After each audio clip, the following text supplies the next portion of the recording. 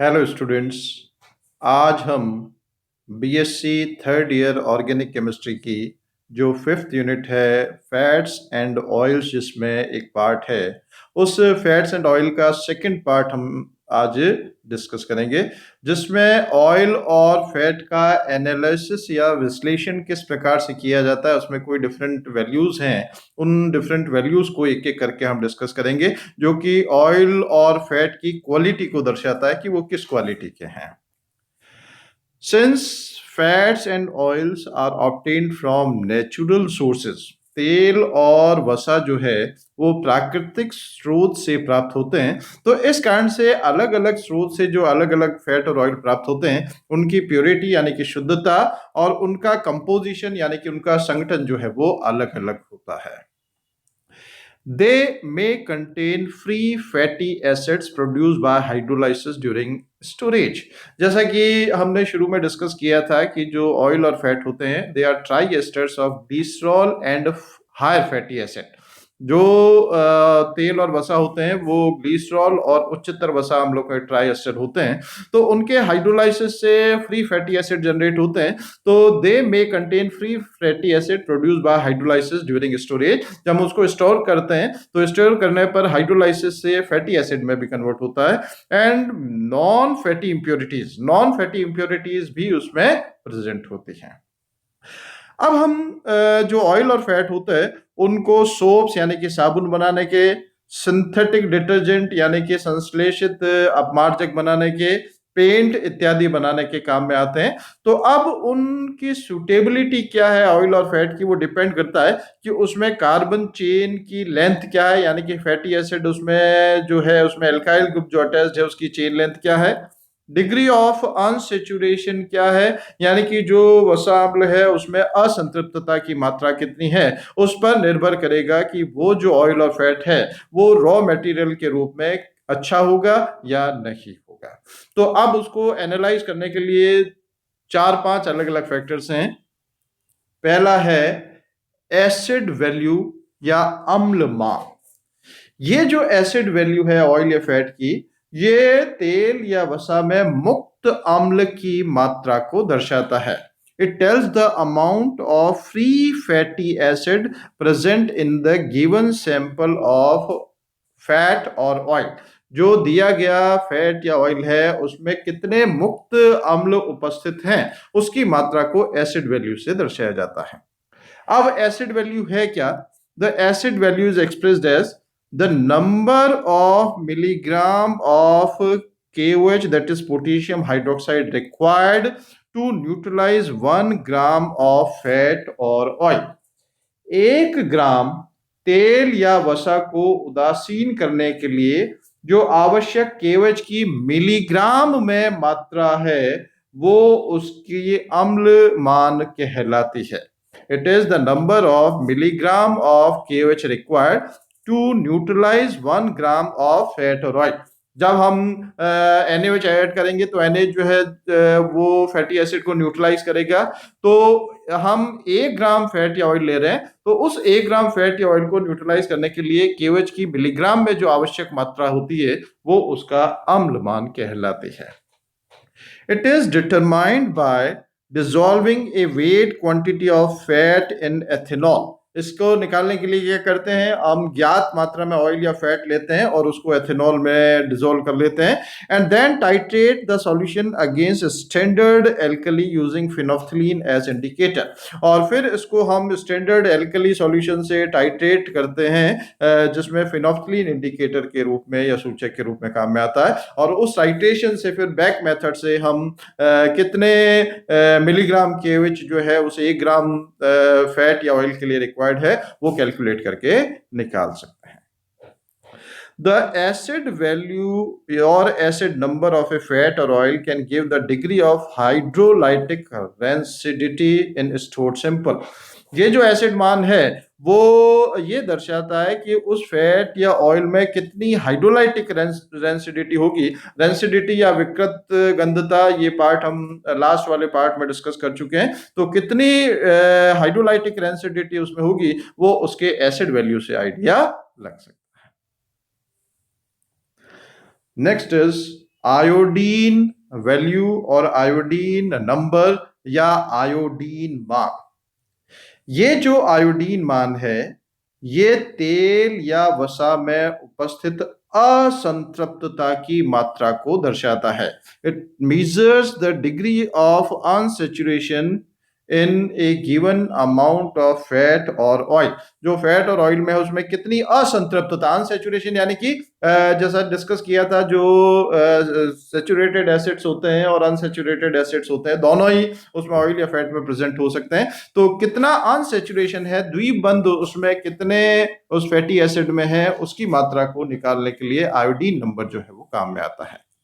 And the iodine number is the number of grams of iodine absorbed by 100 gram of fat or oil। यदि यौगिक में double bond है, it has unsaturation, तो उसमें iodine add होगी और दोनों डबल बॉन्डेड कार्बन पर एक एक आयोडीन ऐड हो जाएगा और वो डबल बॉन्ड जो है वो सिंगल बॉन्ड में कन्वर्ट हो जाएगा। तो हम 100 ग्राम फैट या ऑयल ले रहे हैं और उस 100 ग्राम फैट या ऑयल के साथ कितना ग्राम आयोडीन उसके साथ कंबाइन होती है, एब्जॉर्ब होती है, वो मान उसका आयोडीन मान कहलाता है। तो वसा के साथ संयोग करने वाली आयोडीन की ग्राम में मात्रा आयोडीन मान कहलाती है। और आयोडीन मान जितना ज्यादा होगा इसका मतलब उसमें असंतृप्तता उतनी ही ज्यादा होगी, क्योंकि आयोडीन मान ज्यादा है यानी कि ज्यादा आयोडीन उसके साथ संयोग कर रहा है, और ज्यादा आयोडीन संयोग कर रहा है यानी कि उसमें असंतृप्तता या द्विबंध की मात्रा उतनी ही ज्यादा होगी। Frequently used to determine adulteration of commercial fat and oil। commercial fat और ऑयल में कितनी adulteration है, कितनी मिलावट है, उसको जांचने के लिए आयोडीन मान जो है काम में लिया जाता है। and it is directly proportional to the degree of unsaturation or number of double bond।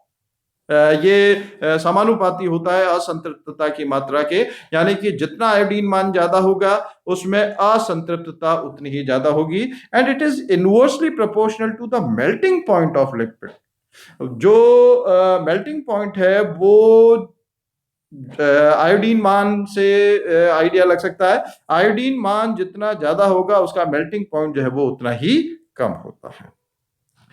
And an increase in iodine value indicates high susceptibility of lipid to oxidative rancidity due to high degree of unsaturation।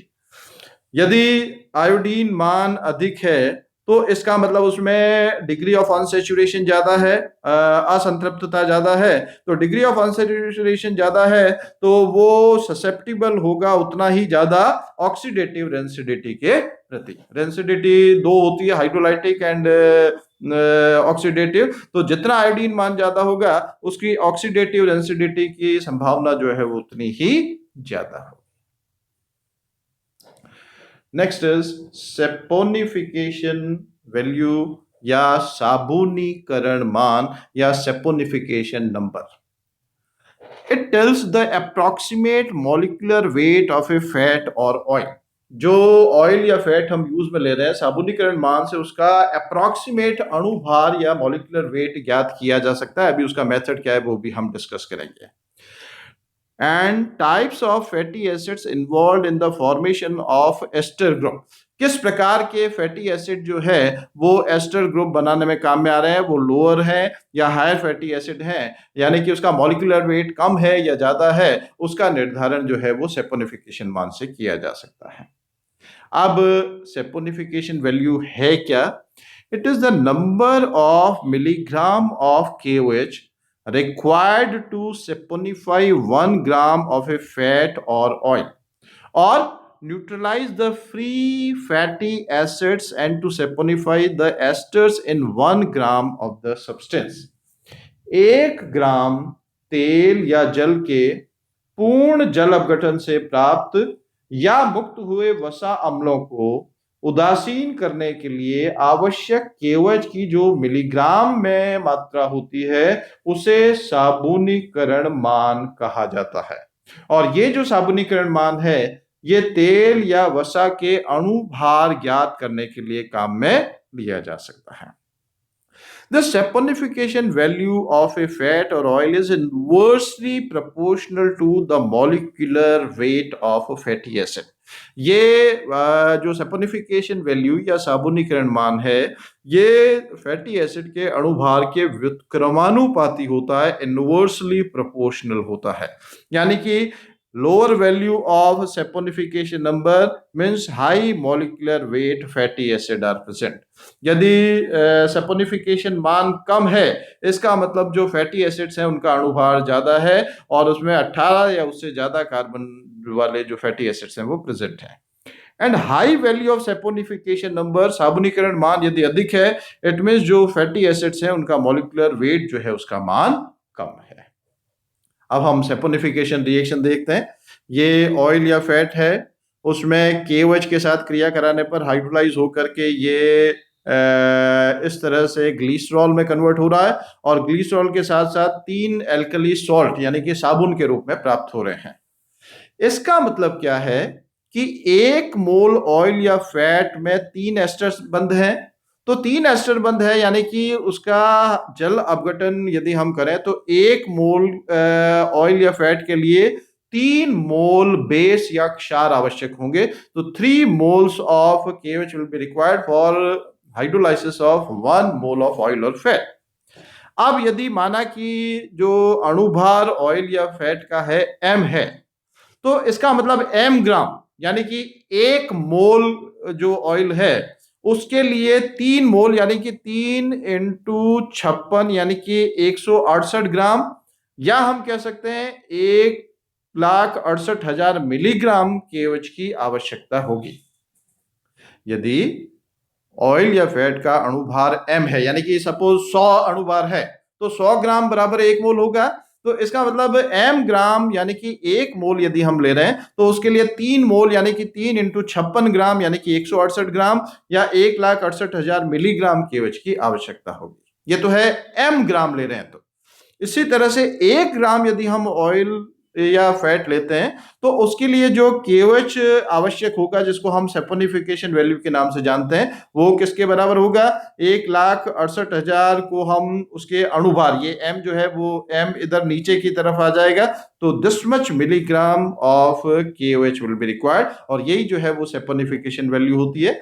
अब इसको हम इस तरह से भी लिख सकते हैं, इसमें m को ऊपर ले गए, सेपोनिफिकेशन वैल्यू को नीचे ले आए, तो so we have m molecular weight of oil is equal to 1,68,000 upon saponification value.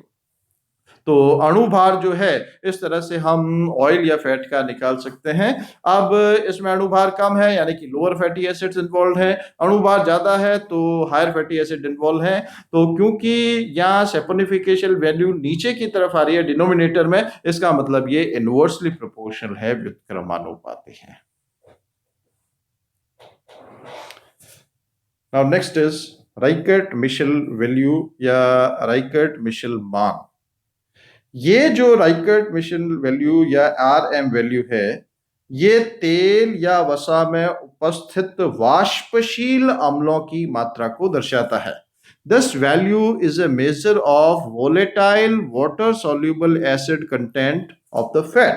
कितने वाष्पशील अम्ल, वोलेटाइल एसिड जो कि वाटर सॉल्युबल भी होंगे लोअर है, तो कितने वोलेटाइल एसिड्स उसमें प्रेजेंट है, कितने वाष्पशील अम्ल उसमें उपस्थित हैं, उसकी मात्रा को दर्शाने के लिए RM मान काम में आता है। और 5 ग्राम अपघटित तेल या वसा के आसुत का जब हम उदासीनीकरण करें तो उसके लिए कितने n/10 KOH या 0.1 N KOH की मिलीलीटर में आवश्यकता होगी, वो उसकी राइकर्ट-मिशेल वैल्यू कहलाती है। The volume of 0.1 N KOH in millilitre required to neutralize distillate obtained by distillation of 5 gram of oil or fat. Volatile water soluble acid, short chain fatty acids are also referred as volatile fatty acid. जो short chain वाले होते हैं जिसमें alkyl group छोटा होता है, वो volatile fatty acid कहलाते हैं। And they have 2 to 6 carbon atoms, उसमें 2 से 6 कार्बन की चेन होती है, जिसमें acetic acid, butyric acid and propionic acid जो है प्रोपिनोइक एसिड शामिल है। अब इसकी डेफिनेशन या जो परिभाषा बताई थी, मिलीलीटर ऑफ KOH कितना स्ट्रेंथ का? 0.1 n या n by 10 kWh। तो n by 10 kWh की मिलीलीटर में आवश्यकता required to neutralise the volatile water soluble fatty acid obtained by 5 gram of fat. 5 gram oil या फैट का डिस्टिलेशन करने पर कितने वोलेटाइल फैटी एसिड प्राप्त हो रहे हैं, और उसको न्यूट्रलाइज करने के लिए कितने मिलीलीटर 0.1 n kWh की आवश्यकता होती है, वो उसकी RM वैल्यू कहलाती है। High content of volatile fatty acid of butter responsible for its higher Reichert Michel value। यदि उसमें जो वाष्पशील वसा अम्ल की मात्रा ज्यादा है तो इसका मतलब उसमें RM वैल्यू ज्यादा होगी। और ये जो RM वैल्यू जो है, it is used for testing purity and adulteration of butter. जो बटर है उसमें उसकी शुद्धता क्या है, उसमें मिलावट कितनी है, वो जांचने के लिए RM वैल्यू जो है वो काम में आती है। So this is about analysis of oil and fat. Thank you.